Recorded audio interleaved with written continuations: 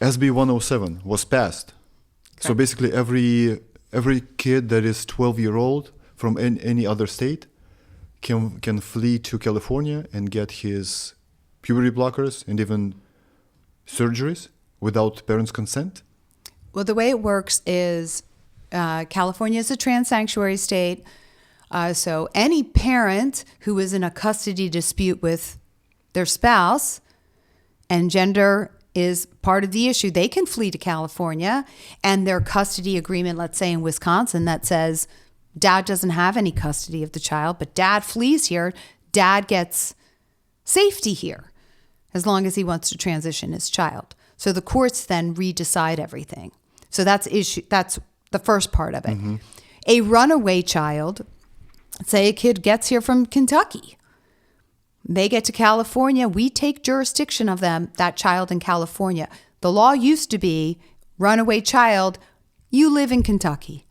We're going to send you back to Kentucky. Kentucky courts are going to deal with, where you belong. But California, you're not, we have to send you back. Now we say we're going to keep you here in California. Because we're noble. Yeah, well, because we want to make sure we can trans them. We'll keep you here, and your Kentucky family who may not be able to afford to fight for you here and in California and fly back and forth and hire good enough attorneys to get you back. You now are California's child. We'll put you in foster care. Once you're in foster care, the child gets to essentially dictate their own gender interventions. And we all know the outcome of kids being in foster care. It's not great. So they're put into residential facilities. What happens to these kids? Who cares? They don't care. What about AB 665? AB 665, that's the 12-year-old can leave home, no claim of abuse, no self-harm, no harm to others. They can check themselves into a residential facility. How many of them there are here in California? Oh, we're building them now. I don't know how many there are, but you can look up unicorn homes. They're down in Southern California. They're designed as glitter homes or temporary places for these kids. And it's a way for school counselors to say to a 13-year-old, you don't feel safe at home? Your mom and dad aren't affirming your transgender identity? Well, you don't have to go home if you don't want to. We're going to take care of you. Yeah, we're going to send you to this other place. So let's say your kid comes home and says, Mom, there is a new iPhone 16 Pro. Buy me one. You tell him, no. Oh, no, you're not buying me a new iPhone. He or she uses AB 665. That's correct. Because she's just mad. And no record needed. No claim of abuse. Nothing. And then how does the parent get the kid back? Yeah, that's the follow-up question. I don't know. You hire lawyers, but if you're broke, if you barely make your ends meet. But what are you fighting? What are you defending yourself on? Yeah. Because there's no claim of abuse. So the child stays temporarily in this facility. Well, traffickers can be, they hang out on these facilities. What does temporary mean? 6 months, a year? What's temporary? But now you're pushed into the court system. Remember we talked about money and I said that there's money elsewhere too. Mm-hmm. There's money in these homes that are getting state money to house these kids that they have stolen from loving parents. These parents then have to hire attorneys. They have to hire attorneys to represent their child because that's called minors counsel. Their child gets their own attorneys. They have to go through parenting classes. There's money pouring out of those parents into this system. Everyone's getting a cut. Parents go bankrupt. I know parents that fought tooth and nail for their children, and eventually they'll go bankrupt because they can't fight anymore. And they stop fighting? They can't. They don't have any money left. Or their child is now 17, and you got a year left. Are you going to keep fighting? So let me get this straight. Here in California, there is no more American dream. You can't own a house. It's almost impossible, right? Both of parents have to work and to work their asses off. And then, even then, with all the inflation, with all this madness, and then they even get this sucker punch from the government. When you have to fight for your own kid because you did nothing wrong. Yeah. So California has been moving towards this for a long time, where 12 is the new 18. So 12-year-olds, we've had laws for 20 years where 12-year-olds can go get mental health counseling without their parents' knowledge and without involving their parents. We started that a long time ago, and that was, what if there's an abused kid? We can't involve the parents. So we're saying all parents are abusive unless proven otherwise. Innocent until proven guilty. Right. You can't get your child's medical records once your child turns the age of 12. You can't get the results of their blood test once they hit the age of 12. Why? What are they saying? What's the reason? Why can't you get the blood work?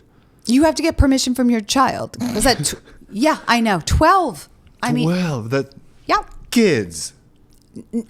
Exactly. But again, remember, we have to go all the way back to what is their ultimate goal.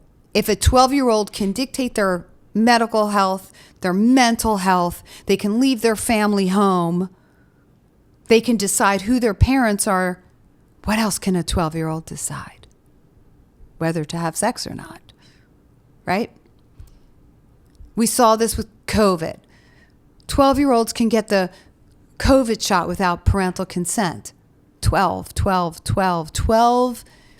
is how many years you get to parent your child before the government comes in and tries to take your child from you, turn them into little autonomous adults who can make decisions on their own when they can't possibly, because the brain doesn't mature at the age of 12. You yourself had a visit from police, right? When Yes. all that happened.